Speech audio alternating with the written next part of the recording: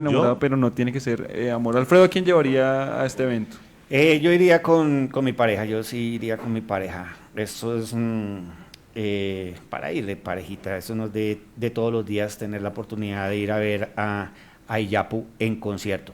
Venga, mientras tenemos a nuestro invitado, hablemos de noticias nacionales, Samuel. Claro que sí, Alfredo. Bueno, como le comentábamos al principio a todos nuestros oyentes, el Ministerio de Educación específicamente dio unos datos de un balance que va en el periodo pues, de 3 años que lleva el gobierno nacional para esta política de gratuidad de la educación superior y dicen o afirman que ha sido la mayor inversión a lo largo de la historia. Entonces, no sé si la profundizamos de una vez o ya tenemos al invitado, Osquitar.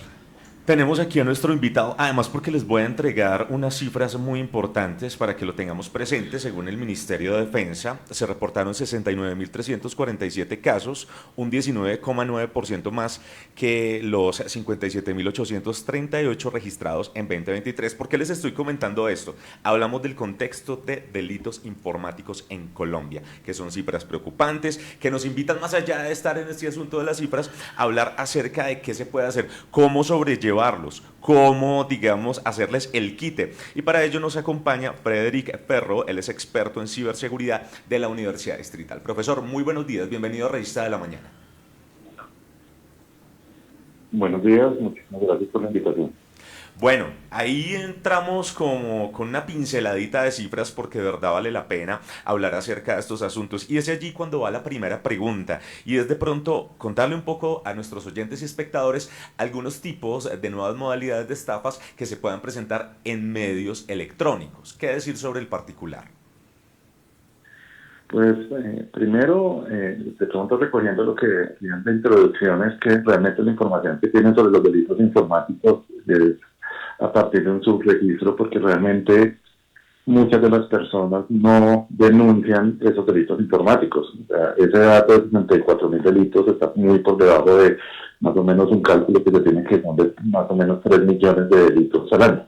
Entonces, pues es importante tenerlo en cuenta porque en general y sobre todo con lo que tiene que ver con delitos en el sector financiero, con estafas en los bancos o con suplantaciones, ese tipo de delitos no se reportan porque pues, eso afecta a la reputación de las entidades financieras. Claro, importantísimo lo que nos está contando y es allí cuando, aparte de lo que nos informa acerca del el poco, digamos, número de denuncias versus las cifras que entregamos, pues es importante ya entonces entrar a hablar acerca de esas modalidades que se pueden presentar en lo que respecta a delitos cibernéticos. Bueno, aquí pues digamos que hay unos conceptos básicos respecto al tipo de delitos o cómo se tipifican estos delitos y eso significa también que comenzando desde lo más básico que es hacer un engaño, hacer una suplantación, en la suplantación pues obviamente se identifican como una entidad bancaria, les piden algunos datos o les dicen que por ejemplo vienen o se están comunicando en representación por ejemplo de WhatsApp y le dicen que están haciendo una validación respecto al manejo de la seguridad de la misma aplicación, les hacen el envío como si estuvieran haciendo la certificación o la validación de la cuenta y que realmente lo que están es tomando control de la cuenta en este caso, la cuenta del WhatsApp o el manejo de la línea telefónica o el manejo mismo de la cuenta bancaria que tiene escrita a través del celular. Entonces, ese es digamos que en principio una de las técnicas más utilizadas. Engañarlos, tomar control de las aplicaciones de la persona y sobre ese control de las aplicaciones, pues lo único que se puede hacer respecto a eso es actuar lo más rápido posible. Creo que se nos fue el invitado. Retomamos. Yo tengo unas inquietudes ahí, Oscar, Samuel y Carlos, y es el tema de cómo verificar que la información que nos están enviando para este tema de este clase de delitos sean sí, no, sean reales. ¿Cómo identificar si son reales o no son reales? Porque a veces puede ser una entidad bancaria y uno cómo sabe si sí o si no. Sí, no, sí, ¿Sí yo me creo entiende? que, claro, Pues ya uno se volvió miedoso con ese tema. Entonces ya uno guarda un poquito de cautelas o lo que sea. Pero el tema de saber cómo es, creo que es complicado. Yo creo que hay que ver ya, o sea, en cuanto a cuando usted ve, yo me acuerdo muy bien de una estafa que estaban haciendo con el SOAT para pagar el SOAT en línea. Sí. Yo creo que usted tiene que revisar que sea de un sitio oficial, que sea una entidad oficial, que usted vea que está autorizada la entidad para poder hacer este tipo de pagos y si no, pues ya sabe que es una estafa. Bueno, ya tenemos nuevamente a nuestro invitado. Yo quería preguntarle algo con respecto a cómo saber que realmente la información que nos está llegando es verídica. Porque varias entidades, varios sitios envían pues obviamente comunicaciones a través de un WhatsApp, a través de un correo electrónico o a través de un mensaje de texto. ¿Cómo sé si es cierto o no es cierto? Y para después no caer en el problema de que usted no está contestando, usted nos está evitando o lo que sea. Pues realmente ahí aplica el sentido común. Realmente las entidades financieras y muchas empresas envían comunicaciones, pero las comunicaciones son informativas, no interactivas. Las comunicaciones normalmente el banco o la empresa lo está invitando a que se comunique por los canales oficiales, pero no que utilicen el correo como herramienta para responder sobre la interacción que están teniendo con ustedes. Entonces, primero, si te piden información o te hacen ir a algún link desde ese mensaje que te están enviando, pues seguramente estamos ya posiblemente cayendo en una trampa o una estafa. Entonces, la lectura de las comunicaciones que envíen los bancos o las entidades, pues simplemente es para que ustedes vayan a los canales oficiales y que no lo hagan a través de la comunicación que te están enviando, sino a través, por ejemplo, del buscador. Los buscadores, pues obviamente ya están perfeccionados, actualmente utilizan inteligencia artificial y pues otras tecnologías que le permiten llegar a los sitios oficiales a donde realmente quieres entrar.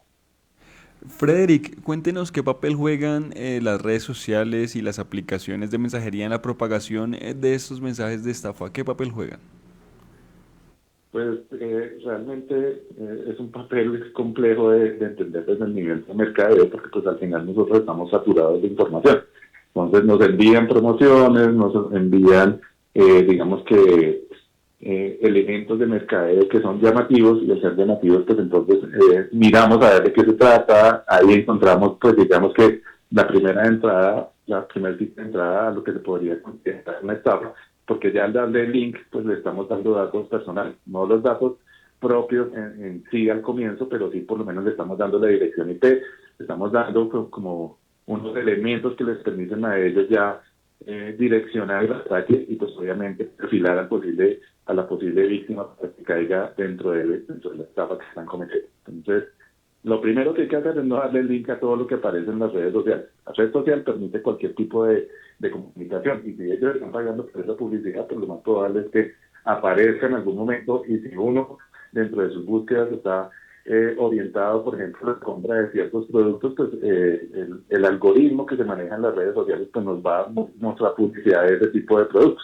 Entonces, de la misma forma que podemos usar la red social, pues hay otras personas que pueden utilizarla para vender sus productos de manera legal en la mayoría de los casos, pero también de forma ilegal. Entonces uno no debe dejarse llevar por el afán de comprar las cosas, sino debe analizar primero si realmente lo que nos están vendiendo nos lo están vendiendo, por ejemplo, en un precio razonable. O sea, si vale menos del 10% de lo que vale normalmente en el mercado, pues seguramente es una estafa. Pero pues la gente cree que porque está barato, pues entonces hay que aprovecharlo. Pues. Esa es la cultura del comprador compulsivo de estar tratando de buscar las mejores promociones cuando realmente no se dan así de esa forma en las redes sociales.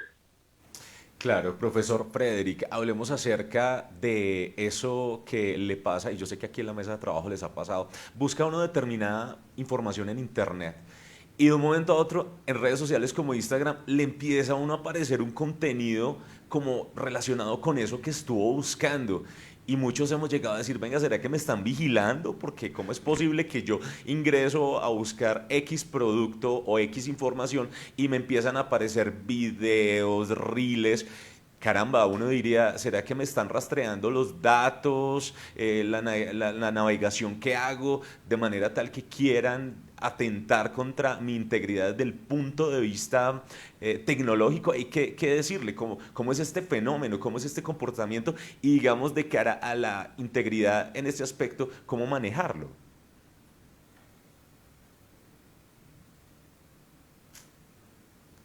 Bueno, 9 de la mañana, 4 minutos, vamos a Aló. tratar. Sí, señora, Aló. ahí lo escuchamos, cuéntenos. Disculpa, Sí, ¿tenemos comunicación? sí, señora, ahí Listo. lo estamos Te voy, escuchando. te voy a hacer una analogía frente a esa pregunta. Si tú vas a un centro comercial y empiezas a entrar a los almacenes de ropa o los almacenes de calzado, pues seguramente van a identificar que tú estás usando o estás buscando ese tipo de producto. Entonces los vendedores de las otras tiendas te van a llamar para decirte que te ofrecen productos similares o igual. En las redes, pues normalmente cuando hacemos navegación existen algo que se llaman las cookies, que son archivos que guardan registros de tu navegación, además del historial que tienes dentro del mismo navegador. Esa información la utilizan las redes sociales, tanto la de navegación como de los cookies o el registro de las páginas donde han navegado, y le permiten perfilar al usuario, a la persona que está utilizando el navegador o la aplicación, para hacerle esas invitaciones direccionadas respecto a los productos que está buscando. Entonces, sí te están vigilando, sí te están siguiendo la información, pero eso se puede evitar restringiendo el uso de las cookies y borrar el historial de navegación. Usted hacía referencia al tema de las denuncias que no están siendo lo suficientemente, digamos, fortalecidas o la gente no está, digamos, llevando a cabo este tema. ¿Qué está pasando? ¿Será que es cultura del miedo? ¿Será que es desconocimiento de pronto de las modalidades para llevarlo a cabo? Porque pues estamos hablando de que es muy diferente a cuando, por ejemplo, se le hace un robo en físico, ¿sí? Que uno, digamos, diría, bueno, el CAI, aunque eso tenemos entendido, ya también está mandado a recoger, todo se hace de manera virtual. Pero para estos ataques cibernéticos, allí, ¿cómo se maneja el tema de la denuncia? La tipificación de los delitos cibernéticos son igual que los delitos físicos o los delitos presenciales. Realmente el proceso para denunciarlos es a través del CAI virtual en este caso, pero realmente la herramienta, el instrumento que se utiliza para denunciarlos es una herramienta compleja. Y en el caso particular de los delitos informáticos, que una persona del común describa cómo fue el delito, pues se vuelve aún más difícil para él y termina perdiendo tiempo que al final, por la misma aplicación, termina bloqueando el ejercicio del denuncio, porque pues uno puede hacer un denuncio en la página, pero la página le puede tomar, si no tiene experiencia, 40, 50 minutos. Entonces las sesiones que están abiertas para hacer el denuncio incluso se cierran y no terminan de hacer el denuncio, entonces las personas se cansan de utilizar esa herramienta para poder hacer el denuncio. Puede ir al CAI de la misma forma que hace los denuncios de forma física, pero pues allá tampoco están preparados para atender ese tipo de delitos informáticos porque no tienen formas de actuar frente a ese delito informático. Entonces hacen el reporte, pero realmente de ahí no pasa. Frederick, ¿existen ciertos grupos poblacionales más vulnerables a estos delitos cibernéticos? Sí, efectivamente hay grupos poblacionales más visibles respecto a la forma como los atacan. En este caso estamos hablando de la población que es mayor, los adultos mayores, porque ellos no hicieron esa apropiación tecnológica de las generaciones más recientes. También las poblaciones en las cuales pues tienen una edad que es inferior a 14, 15 años, porque ellos no han tenido la preparación y se les han enseñado de los peligros que hay en las redes. Ellos aprenden a usar las redes, ellos son nativos digitales, pero al ser nativos digitales, pues aprenden por el uso y no por unos procesos pedagógicos que le indiquen cómo realmente utilizar los dispositivos móviles o los computadores. Entonces estamos en los dos extremos en los cuales pues hay que hacer unos ejercicios tanto de formación y capacitación, pero desde unos criterios pedagógicos distintos, porque la forma de aprender de los jóvenes de ahora es diferente de cómo aprendieron los adultos mayores. Entonces, ese aprendizaje toca ser redundante, repetitivo en la forma como se le da a cada uno de los grupos poblacionales para que entiendan realmente lo que está pasando en el mundo real, que el mundo virtual hace parte en este momento de ese mundo real. Toquemos el tema de la inteligencia artificial. Lo que mucho escucha uno en el colombiano de a pie es que de pronto le han clonado como la voz a alguien, como ahorita se puede hacer eso, ¿no? Como que, digamos, presentan un episodio en donde aparentemente alguien está como en riesgo de integridad, un familiar. Aparte de esa estrategia que además usted por favor nos ratifica, ¿qué otras se han visto que sean producto de la inteligencia artificial y que atenten contra la integridad desde el punto de vista cibernético? Bueno, el tema de la inteligencia artificial puede abarcar muchos elementos, no solamente el tema del audio, del video, de la generación de información. Al hablar de inteligencia estamos hablando de un proceso de aprendizaje y de conocimiento. Y ese proceso de aprendizaje y conocimiento, pues nosotros también lo manejamos con nuestra propia inteligencia.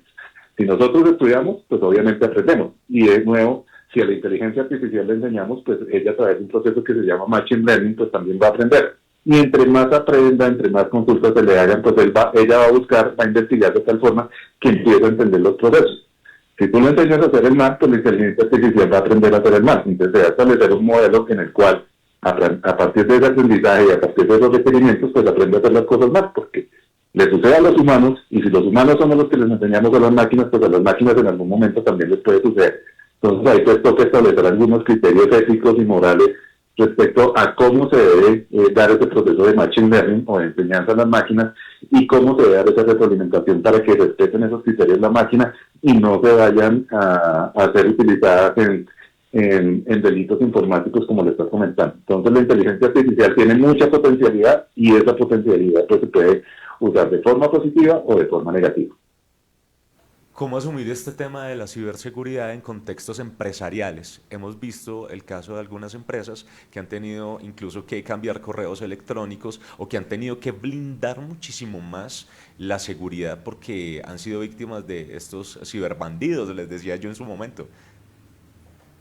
Pues realmente cambiar el correo no es la mejor estrategia. Eso es como tratar de cambiarse uno el nombre para evitar que lo saquen los delincuentes si sigue viviendo en la misma casa ostentosa o si tiene teniendo carros caros, pues lo van a seguir viendo. O sea, la visibilización respecto al nombre de la cuenta de correo creo que es una de las estrategias más débiles que se pueden asumir. Hay otras estrategias de hardening o endurecimiento de las políticas de seguridad que se pueden utilizar, pero pues al final dentro de toda esta cadena de elementos de seguridad, el eslabón más débil es la persona. O sea, independiente que estemos hablando de personas naturales o de personas jurídicas, el ser humano es el que normalmente comete más errores de frente a la posibilidad de que se cometa un delito informático. Entonces, siempre hay que enfocarse en la capacitación, siempre hay que explicarle qué es lo que debe hacer, siempre debe enseñarle que, por ejemplo, para el tema de la suplantación de la voz, pues hay múltiples factores de autenticación, no solamente la voz, hay claves, hay códigos, hay análisis biométrico de otras formas que se pueden utilizar y no pueden echarle culpa porque identificaron la voz, pero en algún momento él vio la clave y también vio la dirección y dio su nombre. Entonces, lo más pequeño fue que le hicieran el trabajo con la voz o que le suplantaran la voz cuando ya había entregado los demás datos. Bien, contraseñas para las diferentes páginas, cuentas bancarias, ¿cómo manejar ese asunto?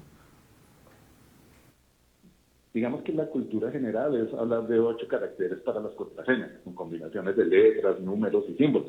Pero eso era una estrategia que se utilizaba hace 10 años. La tecnología siguió evolucionando y siguió cambiando. Poder decodificar una clave a través de una estrategia que se llama fuerza bruta de 8 caracteres a un computador con la capacidad al máximo podría hacerlo en menos de una hora. Entonces, a pesar de que es una estrategia, pues también se deben utilizar lo que comentaba anteriormente, que es el doble factor de autenticación o múltiple factor de autenticación, que se combinen no solamente las claves, sino que se haga el análisis biométrico, por ejemplo, con huella, con retina, con reconocimiento facial, y que también se utilicen, por ejemplo, tarjetas como las tarjetas RFID o las NFC, que permiten autenticar por una tercera vez de forma secuencial cada uno de los elementos que te permiten ya tomar el control sobre una cuenta. Entonces, es importante utilizar esos factores de autenticación diferentes a una sola clave y además ya las aplicaciones y los sistemas operativos permiten integrar ese doble factor de autenticación por lo menos, en el cual no solamente la clave te sirve para entrar a la aplicación, sino que tienes que colocar tu huella o tienes que acceder a través de un passkey generado por el sistema operativo.